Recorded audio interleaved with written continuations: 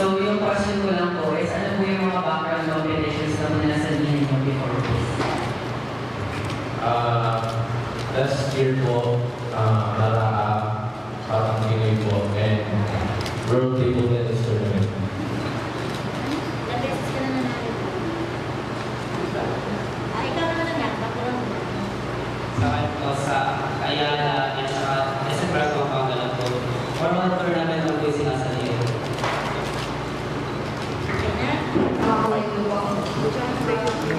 As a student po, paano mo nababalance yung sarili mo tapos sa pagiging student athlete? After class po, meron po kami alatin tayo para po ng training. Yun lang po, para sa po, kailangan po muna talaga po ngayon pag-aaral po kasi sa paglalaro. Ayan. Para kanina po nilidedicate yung mga laro na yung mga achievements or laro. Sa atin naman nila. Aking dalawa, uy, kanina dinadedicate. For me po, for our SM family po, kasi po, Kuya, tingin po. bibigay ko 1, 2, 3. tulong Isa pa po. para mas 1, 2, 3. Kasi since bata ako, sila na po yung sumusupport sa akin. Kaya ako para sa sarili ko.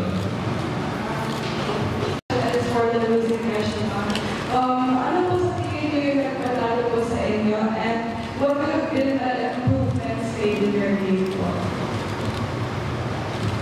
ano po, yung layer ko na po, kaya po at least kaya ko po, kasi baka pumatama po ako ng Ano kayo yung nagpatalo sa kanya? Hindi naman po.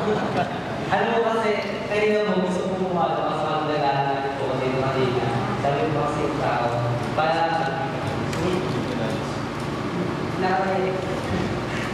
ito po, yung improvement ko po.